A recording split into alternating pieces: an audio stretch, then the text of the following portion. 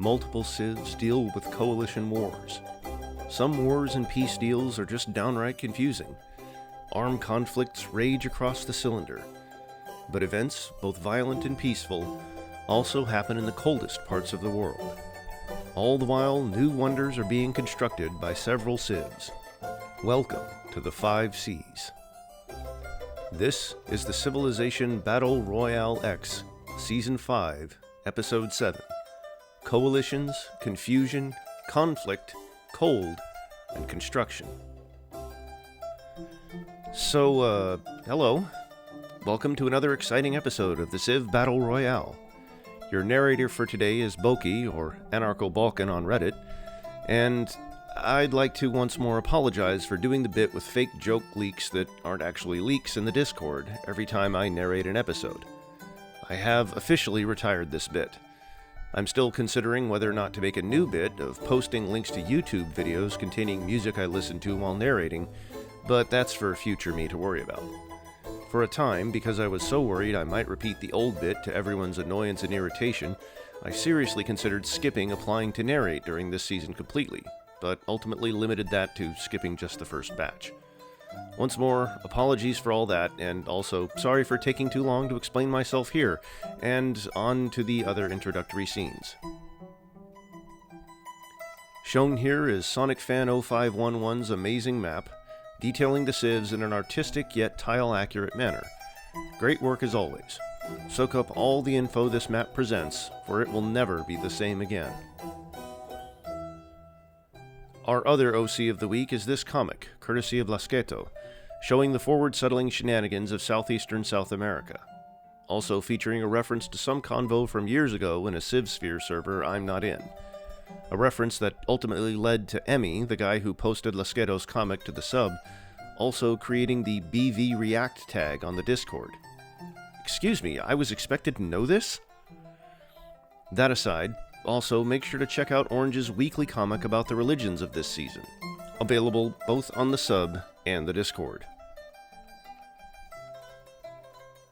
Thank you to all the Ko-Fi donors for making past seasons this season and hopefully future seasons of this possible. The number of perks donors get has been increased lately, so make sure to check those out on the site or through the various announcement posts on the sub if you're interested in learning what those are. The biggest change in the rankings has been the Kipchaks, falling 19 places due to their two-front war, but I'd like to shine the spotlight on the biggest rise in the rankings, that being the Papal States, rising 9 places. They're in a good spot to take Baalbek from Phoenicia, but are otherwise a pretty middling civ. I also just like this little comic Iris made about it. Now, on to the show.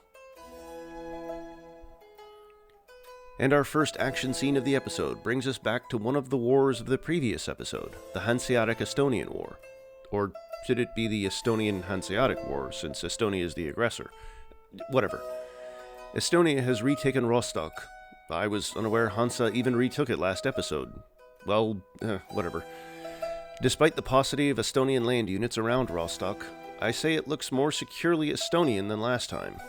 Estonia has a slight naval advantage on the slide, and an undisputed naval dominance on the front line. The only 2 Hanseatic units in range of Rostock are 2 ranged units, one of which is near dead, and both of which are stuck south of the Niemen. Not that Estonia is doing that much better with land unit positioning around Rostock, as only 4 units are even on the right side of the Daugava, one of which is next to Tartu, but still. There may be some hope for Estonia following in the footsteps of Lithuania and Latvia yet. Green Ukraine ends their war with the Itelmen, having only Avacha and the space they used to settle Iman to show for it. Green Ukraine has a solid core, but they struggled in this war for more than they should have. Nevertheless, a minor, even disappointing win is still a win, and Green Ukraine at least isn't looking too shabby. I imagine the Itelmen probably feel kind of how Finland felt after the Winter War. The 2 Pacific skippers of this season go to war with each other, as Chono DOWs Rapa Nui. They do have plenty of ships, but it remains to be seen whether Chono can navigate, or even is willing to navigate the coastal waters necessary to send enough troops to Anakena to attack. Does the Chono colony in Papua even have troops? because if so, then the DOW could be explained by Chono trying to contest Banuba's attempt to take Hangapiko. But if no, then it seems likely that this will be a waste of time and resources, a la the Karal Rapa Nui War, which had just ended. Well, I guess that answers my question. Rapa Nui gifted Hangapiko to Karal in the peace treaty. What the shit, Hotu Matua? And you can't even use the excuse that you wanted Banuba's siege to become Karal's problem because Banuba barely even damaged the city. Like, come on. As for Keon, yeah, they have a spearman, but that would have been outnumbered by the units Hangapiko had before the city gift.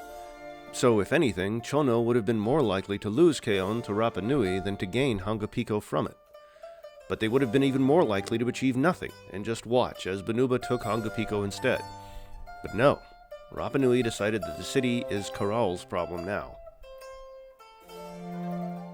As Wasolo declares an irrelevant war on Phoenicia off-screen, Zaragua completes the pantheon in Yaguana, earning extra culture and an extra great work of art slot.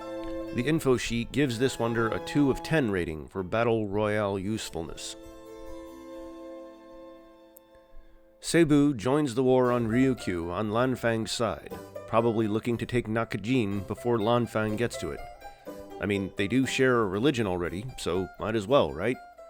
They should still take care, though, as they will also have to deal with Ryukyu in the north as well. Luckily for them, the Ryukyuan navy now appears non-existent, and a Lanfang fleet is patrolling the east coast of Taiwan, and there's a Cebuano trireme in the Taiwan Strait already. Circassia and Phoenicia, both civs that have been exceeding expectations so far, now find themselves at war as Ismail Berzeg decides it's time Hiram gets knocked off his pedestal. Immediately, a Circassian Caspian trireme is knocking down the defenses of Sarepta, and although the ship will definitely die before Sarepta falls into the red, it's still softening up a potential target for the concentration of Circassian land units around Khazjok. Sarepta is better defended by a lake and random Ethiopian and Hyksos scouts than it is by Phoenician units. Byblos is arguably even worse, with only a single spearman in defense, with the front line against Khazjok manned by settlers and workers. The terrain on both cities does provide obstacles to the Circassians, though.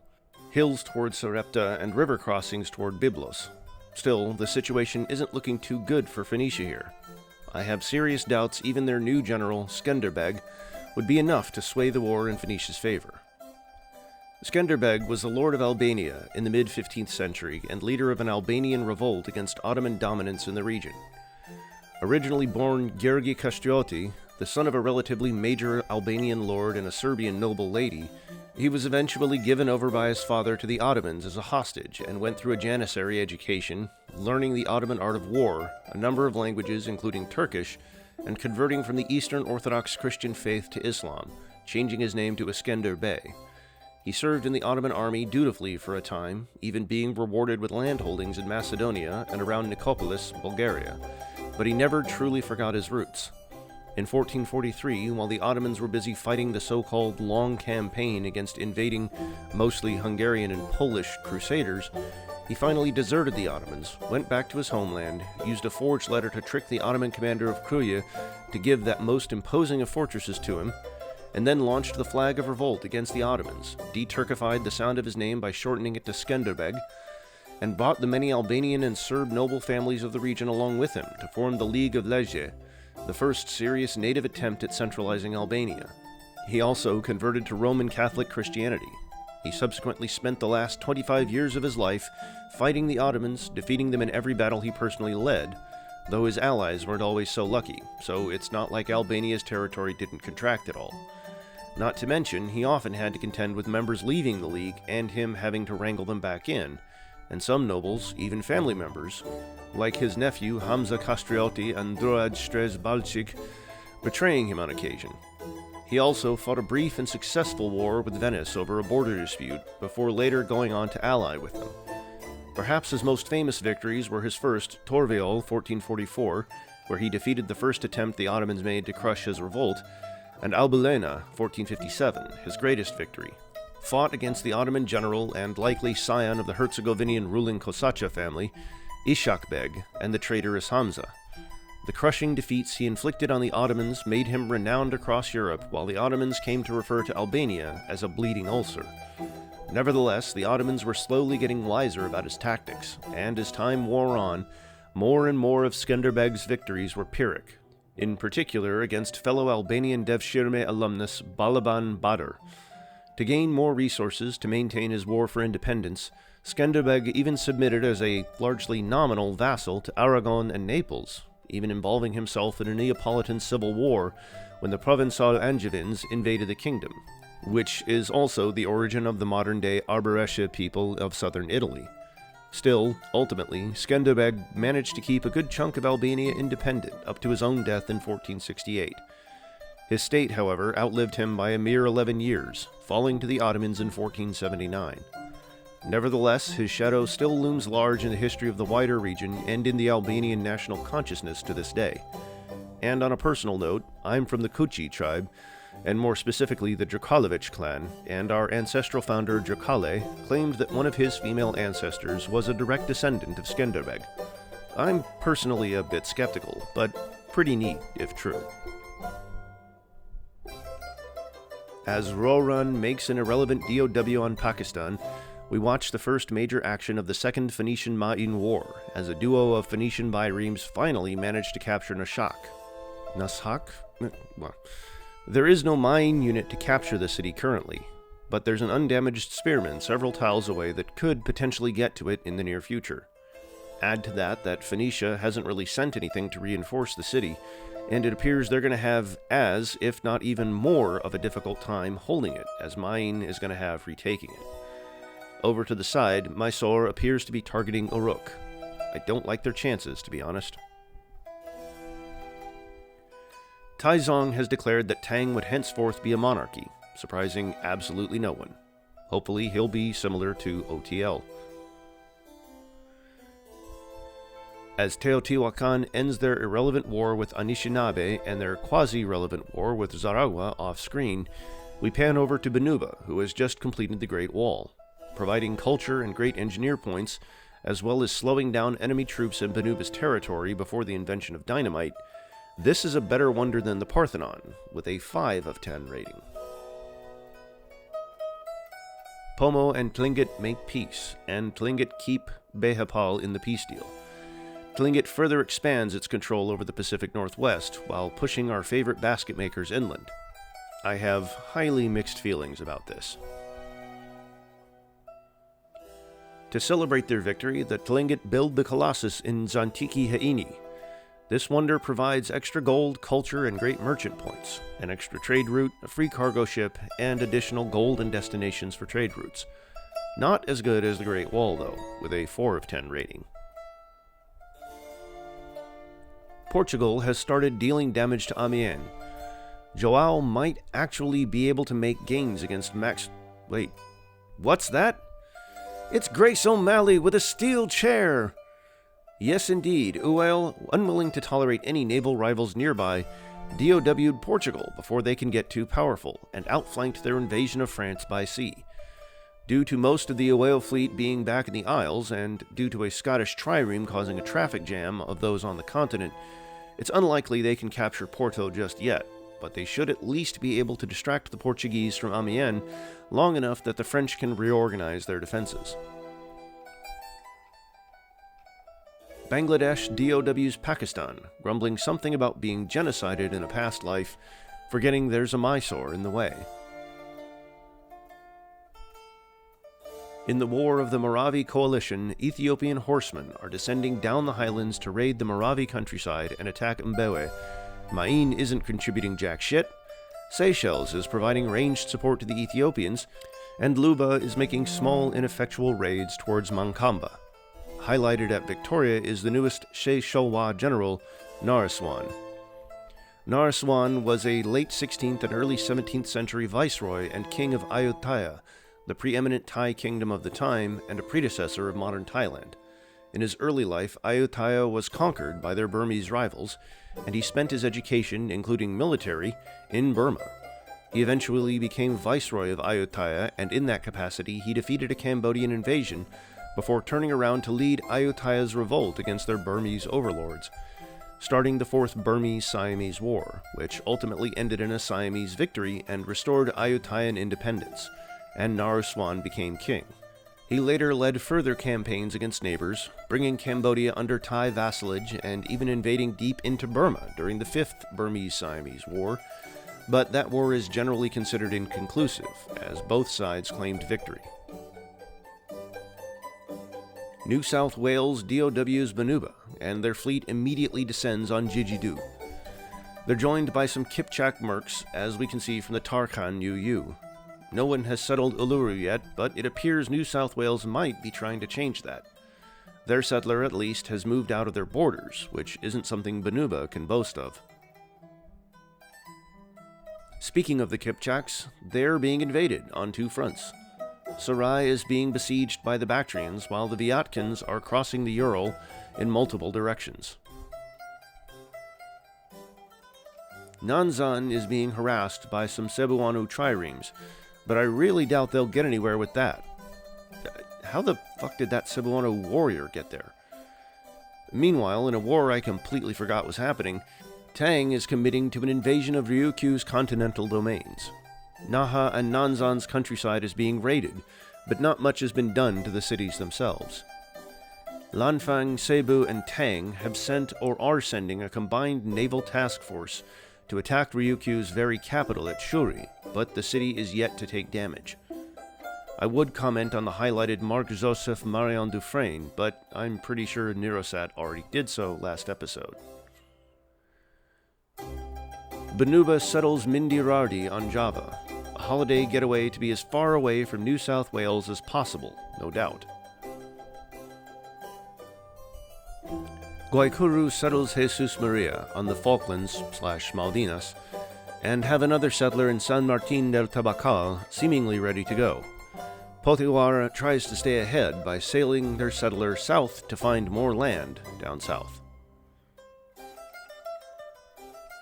Just because the war between them is over doesn't mean that Tlingit and Pomo aren't competing still. Their settlers continue ranging north for new colonies to settle. Tlingit got 3 settlers on the move here, and Pomo 1. They've already settled Katauli and are looking to expand further northeast, but the Tlingit also got a settler in the area. Uail appears to be eyeing the icy environs of Greenland, looking to settle a city there. Let's see how that works out. Bangladesh declares itself a republic. They also have some settlers making their way through the Tibetan plateau. Estonia has settled Rakvere right in the middle of Kalmar, Scandinavia.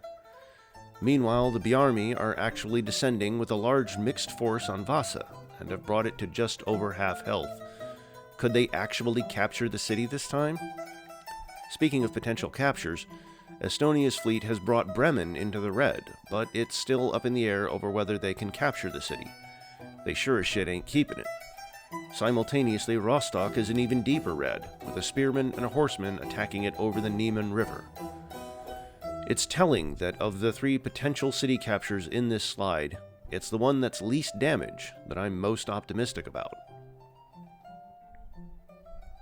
Instead of attacking Baalbek head-on, Julius decides it's smarter, if more time-consuming, to blockade it instead.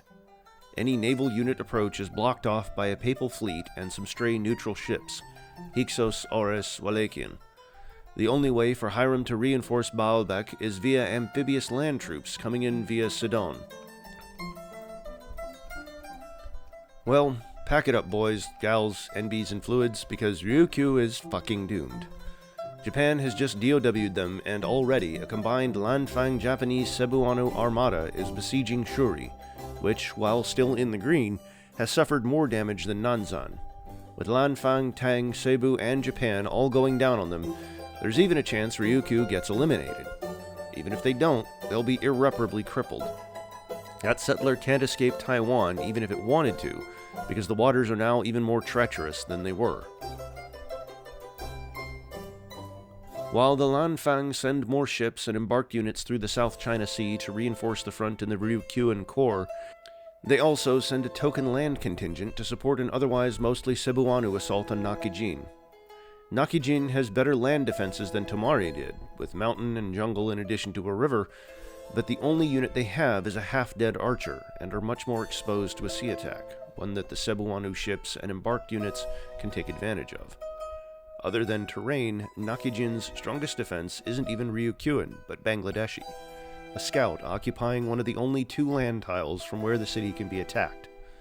Off-screen, Mysore and Sumer make peace.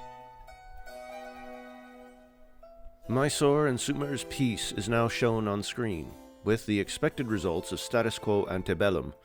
We also see the new Sumerian city of Kish. Sumer also makes peace with 2 civs too far away to do anything about him, Hansa and Wallachia. Right on cue, Eonatum gotta head back home to bang his hot Sumerian wife. Interesting to see where the religious boundary between Pesedjet and Sunni currently is. Spear Thrower Owl was evidently offended by 2 Yanomami settlers right on the borders of the canal city of Cholula, and made the sensible choice to DOW. The Teotihuacano trireme is already halfway drowning the embarked one of them, while a warrior drew first blood on a spearman. Nevertheless, I feel like Spear Thrower Owl didn't position his army and fleet properly to start this war. Despite the jungle, narrow approach, the river, and the hilly terrain, I can't help but feel like Cholula is a bit exposed. Yanomami will struggle to squeeze the units into the city, but I don't know. I think they can capture it. If I was Spear Thrower Owl, I'd be sending those Kipchak mercs, geez, those guys really are everywhere, the Canine Warrior at Pachan and the Triremes at Hitswitz to Cholula pronto, and reinforce them with further units further back after that. I don't see Teotihuacan making much progress in this war, unless they bulk up their navy to strike at Yeheopateri, but even then, they'll struggle to maintain it. Rapa Nui makes peace with Banuba, and also didn't suffer any damage from the Chono War yet. They celebrate by sending another settler out east. Otumatua, Polynesia is in the other direction. South America is pretty much filled up already. I forgot how extensive the Anishinaabe-Onondaga border was. Look at all those units, too. Anishinaabe also settled Saginaw. They also showcased their UU, the Midu, an Inquisitor replacement, which might as well be a normal Inquisitor in a battle royale, because the only unique thing it does is city-states related. Ethiopian cavalry, supported by both Ethiopian and Seychellois ranged units, is attacking Mbewe. Further south, some confused combat is going on between Moravi and Ethiopian units in the East African countryside. Glacis is being attacked by 2 Moravi triremes, but I doubt that'll go anywhere. Oh, it seems like the Teotihuacano DOW was just the beginning of a coalition, as Zavante also DOWs Yanomami. The front here is much wider, and Zavante appears to have better concentrated their units, if only slightly. Maybe between the 2 of them, the Teotihuacanos and Zavante might take a couple of cities off Yanomami. Hansa retook Rostock off-screen, and Estonia responds by making peace and gifting Rakvere. Damn it, Estonia, and I was really hyping you up earlier this episode. Elsewhere, while Vasa's health has only further declined, the situation looks much more even than it did just a bit ago.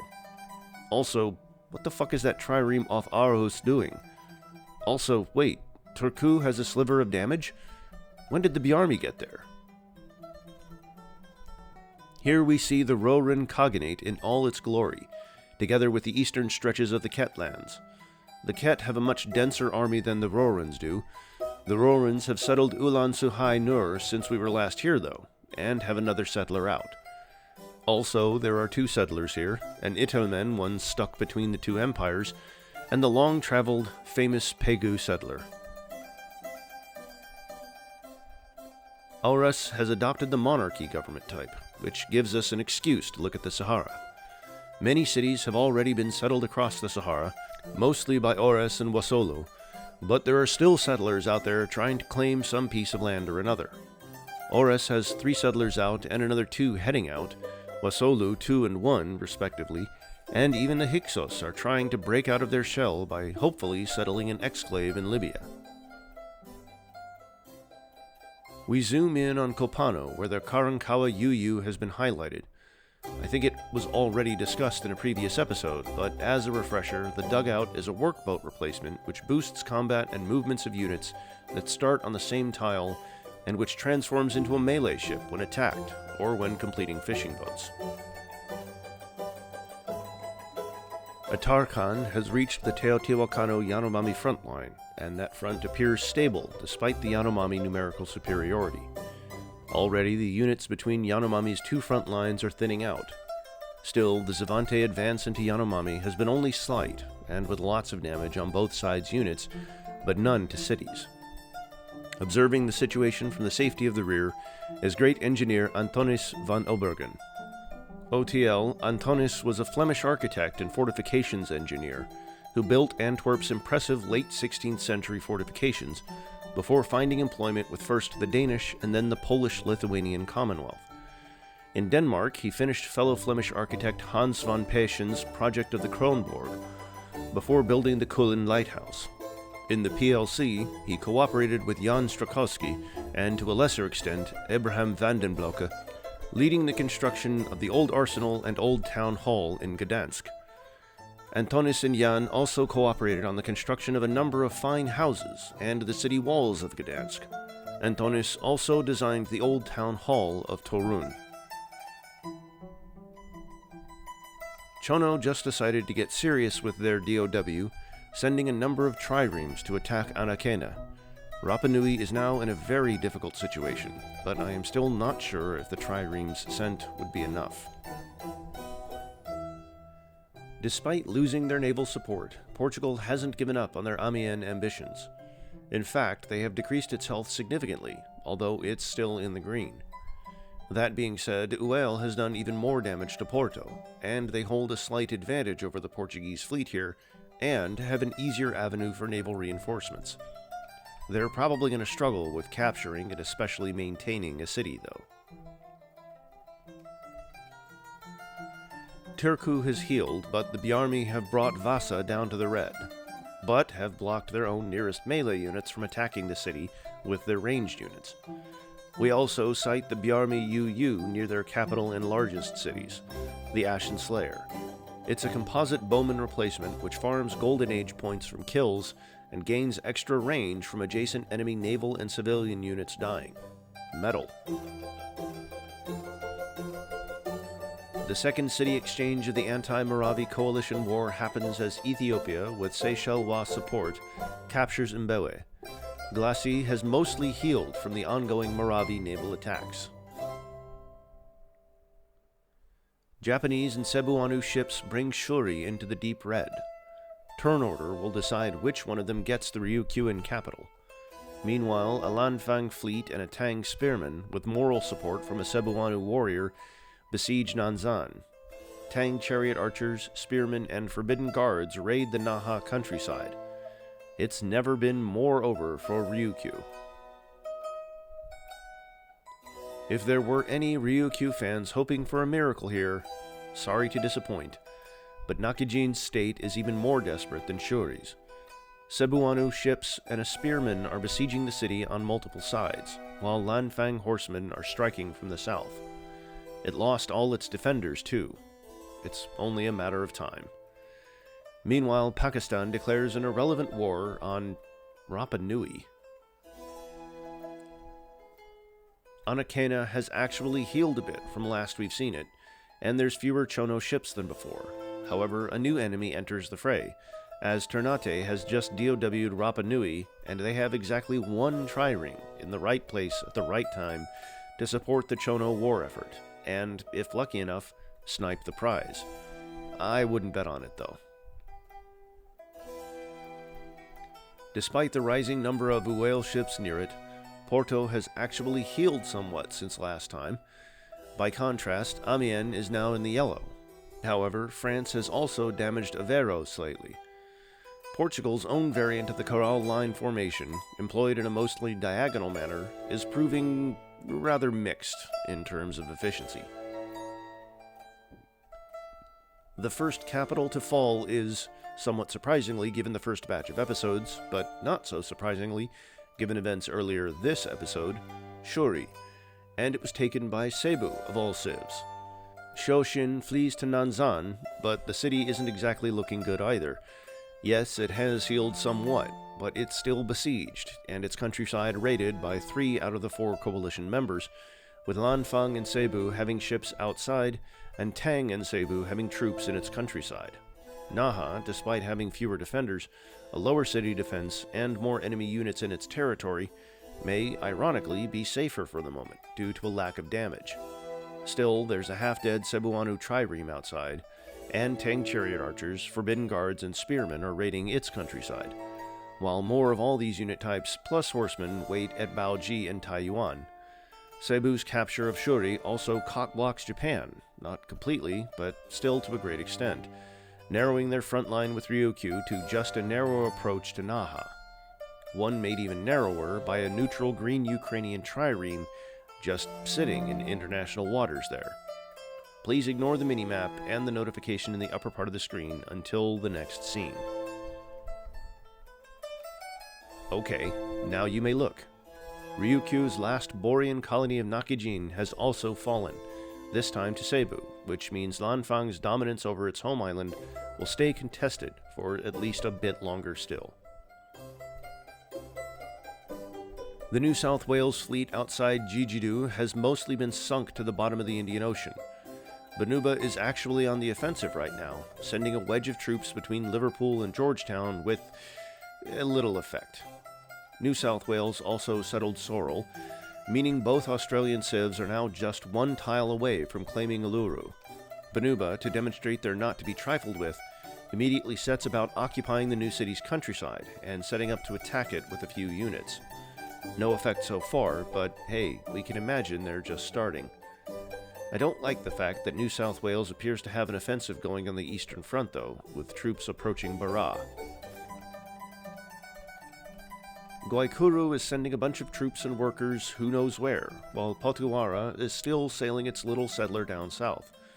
Wait, are those the borders of a thus far unseen Guaikuru city in Tierra del Fuego? Well, sucks for Potiguara's and Chono's settlers that were no doubt hoping to claim the spot. How'd Guaikuru's settler get there unnoticed? Whatever. We can't see the city's name, but I'll try to pull up Guaikuru's page on the Civ 5 customization wiki to try and predict the city name. And it looks like this should be the city of Nuevo Pilcomayo, but a later scene or potentially even future episode will be needed to confirm that. In the meantime, we're shown Chono's second UU, the Dalka. It's a workboat replacement with extra speed that also farms culture when expended next to a forest or mine. It also can, but doesn't always, spawn a scout on adjacent land tiles. Scouts spawned this way can be expended on a city for food. Karakitai DOW's Pakistan, presumably trying to nab Peshawar.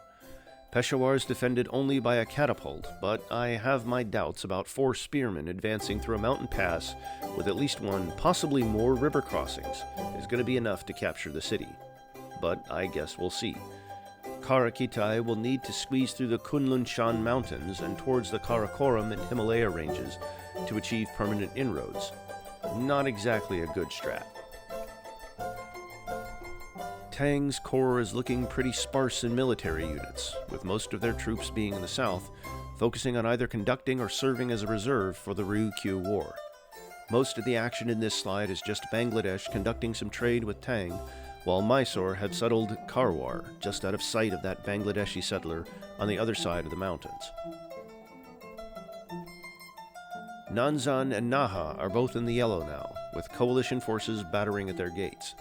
However, the number of coalition members that have units engaged at the front line has dropped from 3 to 2, as Lanfang's 2 ships in the Taiwan Strait were sunk and replaced by Tang ships, and Lanfang reinforcements, while approaching, aren't there yet. Cebu is also providing only minimal support to Tang, with just 1 trireme and warrior each supporting either the siege on Nanzan or the raiding of its countryside, leaving Tang to do all the heavy lifting in this scene. One thing's for sure, the odds aren't in Ryukyu's favor. And no, having a great admiral isn't going to save them now. Robert Surcouf was a French privateer, businessman, and slave trader from the late 18th and early 19th century, most well known for the piratic raids he launched from Réunion and Mauritius while in the service of the French Republican and Imperial navies against mostly British targets around the Indian Ocean, including some small islands off Sumatra, the Andaman and Nicobar Islands, and the coasts of India, Burma, and Ceylon. Banuba settles Gorang Ngaja on what I believe to be Flores Island. They've also recruited a new general at Yarangi, Josef Radetzky von Radetz. Hopefully he can make mincemeat of New South Wales once he reaches the front line. Josef Radetzky von Radetz, or just Radetzky for short, was an Austrian officer and later general during the French Revolutionary and Napoleonic Wars and the subsequent Concert of Vienna period, up to and after the revolutions of 1848. A son of Czech nobility, he distinguished himself in many battles across France, Italy, and Germany, both victories and defeats. However, the events that made his name echo in history were those of the 1848 revolutions, and in particular the First Italian War of Independence.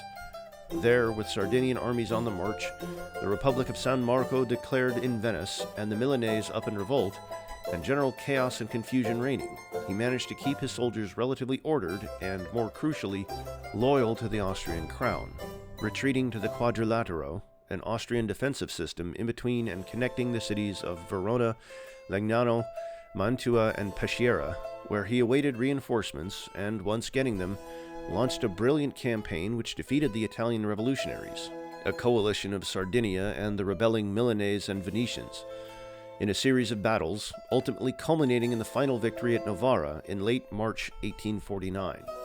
He also had some troops besiege Venice for over a year and eventually joined them until the city did surrender in August of 1849. One of the battles he won on the road to Novara, the late July 1848 Battle of Custoza, was the inspiration for Strauss's famous composition, the Radetzky March. After the war, he served as the Governor-General of Lombardy, Venetia, and would eventually die of old age. Herero and Ethiopia, the only members of the Moravi coalition to capture cities so far, make peace so as to better focus on their common foe. Herero forces are attacking Tete, but it's a weak effort so far. Hopefully they get better at it soon. Also, I think it's safe to say that Moravi settler at the Orange riverbank is a goner. How the fuck it hasn't been captured yet beats me. Luba is raiding Mankamba's countryside and also trying to advance via a narrow approach towards Mantimba. It's inefficient. Seychelles is also sending some triremes down Moravi's coast with no real effect. Bruh, there's no coastal city there. There is one south. A weak, newly settled, ungarrisoned one. Makawana. You can capture Makawana. The warrior pope is living up to his moniker, as his earlier strategy of blockading Baalbek into submission appears to have worked. The Phoenicians, to give them credit, have managed to find gaps in the neutral ships and break through the papal blockade, but too little, too late. A papal trireme has sailed into the starved-out Baalbek and captured the city. That being said, Phoenicia has many, admittedly near-dead, biremes outside the city, and it's not impossible that one of them could flip Baalbek back. I wouldn't count on that lasting, though. Chono settles Mejor, putting more pressure on the isolated Guaycuru city presumed to be Nuevo Pilcomayo. The Chono Ternate fleet has brought Anaquena deep into the yellow, and Chono is still sending more ships to reinforce. Could we be looking at an elimination this episode? Tlingit settles Chagagwe on the Hudson Bay, potentially blocking off the ambitions of that Pomo settler there. The Cold War continues.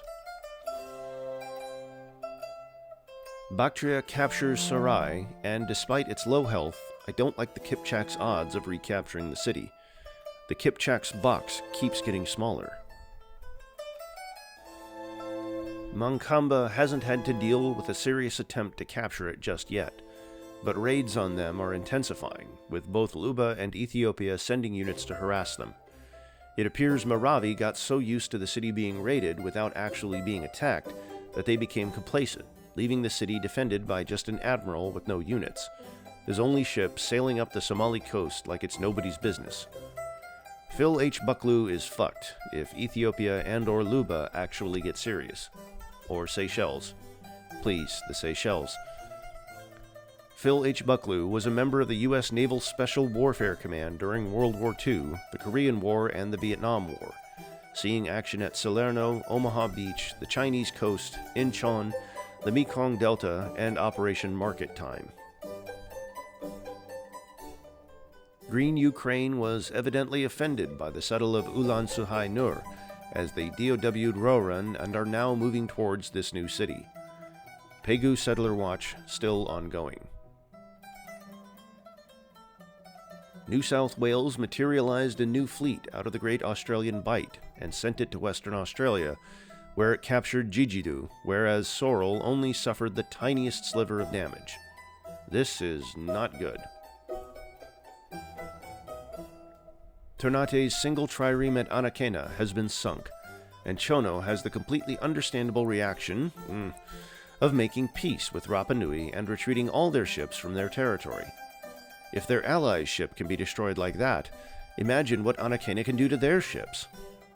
Also, Cebu, having gained the best gains of the Ryukyu coalition, drops out of that war. Cebu got to keep all their gains without any stupid city gifts from either side. Presumably, Cebu didn't want to get too greedy for its own good and attract the wrath of their recent allies. Speaking of, Lan Fang's fleet has finally come to reinforce Tang's naval attack on Nanzan, while Japan is trying to send a trireme to support the Tang push on Naha. Emphasis on trying to, because a Ket scout is in the way. Nothing much appears to have changed on the southern front of the Moravi War. Herero's attacks are still mostly off-screen. Makawana is still not attacked by that Seychellois fleet sitting off the Zambezi River mouth.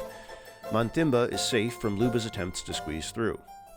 In the north, however, things just might be getting interesting. Luba and Ethiopia are still just raiding Mankamba's borders, but Seychelles has sent a fleet to destroy Moravi's small fleet in the area and hopefully start a tripartite assault on the city with the other nearby coalition members. Seychelles also settled Cascade. Herero also pieces out with Wasolo. Speaking of peace, Kipchaks made peace with Bactria and Viatka, only ceding the cities they've already lost anyway. This is still bad, as they're getting further boxed in by their neighbors. Their only shot at long-term relevance is being on the giving end rather than the receiving one of a coalition war. The Kipchaks are already trying to rebound by sending some settlers through the gap within Ket, up north. However, they will need to play catch-up here. Ket and Viatka have many cities in the region, the newest ones being Farkovo and Shestakov. We finally get confirmation of the city's name, and I was right. Nuevo Pilcomayo it is. Nice. Ma'in DOW's Rapa Nui, which brings us to Hansa. They're just kind of sitting there, with their army and small navy here, Bremen and Rostock still recovering from the fires of the recent war. They seem to be attempting to find a settlable spot in Central Europe, but they're going to compete with the Pope for that. Here we see the Ket in most of their glory, with multiple strong cities, a decent and large army, neighbors that lag behind them. They also settled a new city in Baklanika. Green Ukraine's attack on Ulan Suhai Nur is yet to make any headway, but it does give us an excuse to look at their UGP, the Exile d'Assol. It's a great general replacement, which can also be generated by rider points, and if stationed in a city, transforms 10% of the culture from great works into tourism. Aures has built the Petra, a wonder which provides extra culture, especially after inventing archaeology, great engineer points, as well as extra food and production from non-floodplain desert tiles in the city borders, an extra trade route, and a free caravan. It requires being built near a desert. Has a 7 of 10 rating for Battle Royale usefulness. Elsewhere, the French have further damaged Aveiro into the lower green, but the Portuguese have successfully pushed them away. It seems they have, in turn, been pushed away from Amiens, though. New South Wales and Banuba make peace, with New South Wales keeping Jijidu. This sucks. Embracing their life on the wide-open prairies of North America, the steppe of the New World, the Ponca have organized themselves as a nomadic horde. Elsewhere, that Teotihuacano settler still hasn't made up its mind over where to settle. They might not even be able to find a spot. Wallachia DOW'd Ma'in, but can't reach them, so we focus instead on Phoenicia's wars against the Papal States and Circassia. Phoenicia's attempt to retake Baalbek had floundered, and the city looks more securely papal. Meanwhile, the Circassians have made some progress in Anatolia, but haven't damaged or even threatened any city yet. Also, Hyksos settled Gazat on Crete. I swear, Iberia gets more perplexing every time we look at it. Amiens is now in the red, but there are no Portuguese units threatening it directly. Porto has healed near completely, but Uele has brought over a truly big Navy-Army force to Portugal's shore. Are they going to try landing troops against Porto while their fleet attacks Lisbon? Ores and Zazao continue having their ineffectual war, as Kajuru has been slightly damaged, but Ores doesn't look well positioned to take it, while some Zazao units are attacking a Zenata rider that's escorting a settler. Speaking of settlers, Ores and Wasulu both got a few out and about. Bangladesh has just settled Mymensingh, and they've got a very strong core army there. Yunnan and Pegu are pretty boxed in with nowhere to go. Mysore is doing Mysore stuff, Tang is sparse here due to the Ryukyu War, and Karakitai is still trying to navigate the mountainous bottleneck toward Peshawar. Speaking of Mysore doing Mysore stuff, they've settled Erode in Tamil Nadu and Hassan in Sri Lanka. Also, it seems like they and Pegu are in a race for the Andaman and Nicobar Islands. Banuba's expansion into Indonesia isn't going to be uncontested, as Lanfang settled Shanzurdaya on East Java. Meanwhile, a few Bangladeshi triremes are bullying a Pakistani one off of Mindirardi in what I believe is the first relevant engagement of the Bang Pak War. Also, where's New South Wales sending that settler? Speaking of New South Wales, here's most of their empire. Their army here is more sparse than I expected, to be honest. Whatever. I don't know. I've just been sitting trying to think of things to say on this scene for a minute while vibing to some music from AFOAE episode 12. Holy shit, I'm already at 12? I might actually finish the whole movie by the time I'm done narrating for the day. Fresh off finishing another round of banging his hot Sumerian wife, Eanatum orders Che Guevara to organize an invasion of Ma'in. Yes, Sumer DOW's Ma'in, hoping to nab Nashan out of it. Ma'in, not to be outdone, is besieging Nashak, but they forgot to bring melee units, meaning they're going to achieve fuck all. Both the Teotihuacano Yanomami front and the Zavante Yanomami front appear at a stalemate. Davi Kopanawa has done well to defend its cities in a two-front war, especially since Zavante appears to enjoy a numerical superiority. Still, Zavante may be gearing up for a new offensive, as they've brought a new general forward, Gnaeus Julius Agricola. Gnaeus Julius Agricola, or just Agricola for short, was a Roman general and politician from the 1st century. He served under Paulinus in Britannia, helping defeat Boudica's revolt, before serving in several political roles in Rome, or administrative roles in various provinces like Asia. During the Year of 4 Emperors, he supported Vespasian, and would later be appointed governor of Britannia, which is where he won most success. He expanded the province over what are now Wales and northern England. He then intervened in a succession dispute in Ireland, as he supported the legitimate but exiled king Tuathal in retaking his kingship there, before heading into modern Scotland, invading the land, defeating a coalition of Caledonian tribes led by Calgacus at Mons Graupius, before conquering most of the Scottish coast, including some of the lands of the Broch builders of Caithness and the Orkneys, the likely ancestors of the Picts. He was ultimately recalled back to Rome by the Emperor Domitian, who, according to the historian and Agricola's son-in-law Tacitus, was jealous of Agricola's accomplishments, and feared he would outshine him and become more popular than him. He died in Rome, and Tacitus again alleges he was poisoned on Domitian's orders, but no credible evidence for that has ever been found. In a bid to be relevant, Hyksos DOW'd Main, evidently forgetting that Phoenicia owns Nashak now. Their only contribution is probably going to be helping Phoenicia against those two Main archers. Amiens has healed somewhat. Aveiro is in the yellow, Porto is fully healed, and France seems to have taken the initiative against Portugal. Things don't look good for Joao II. Royale's fleet is floating around menacingly. Tlingit sends 2 settlers out. For their army, they've hired the services of a veteran of a previous battle royale, Kamehameha I of Hawaii. Given Kamehameha's track record in CBR Mark II, I don't think they're going to achieve much outside of overflowing into other civs' borders as peacekeepers, until they betray their protectorate. Wasolu DOW's Tang, which gives us an excuse to look at them. They have a decent army in and north of their core, but their eastern exclave and their outpost city of Odiene are sparsely defended. They continue their scramble for the Sahara against Ores, but space is running out fast. Which of the 2 civs will settle more space before there's none left?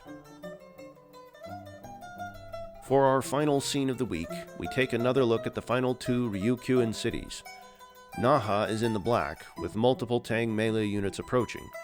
Count on it being captured early next episode. To the south, Nanzan is deep in the yellow, with Tang units advancing on it overland and Lanfang ships bombarding it from the sea. You might want to start your read of next week's episode with F keys primed. And with that, I've been Bulky. Thank you for having me, and thank you for putting up with me this episode. Check out the Ko-Fi if you can afford it, subscribe to Doc Ito if you somehow haven't already, and if you're reading this from or got an audio narration link through a certain other Discord I sent this to in order to advertise the Civ Battle Royale and its community to people outside of the community, join us on civbattleroyale.tv, on the r/Civ Battle Royale subreddit, and on the Civ Battle Royale Discord. And with all that, I bid you a good and happy time unit of your choosing. Until next time, Bulky out.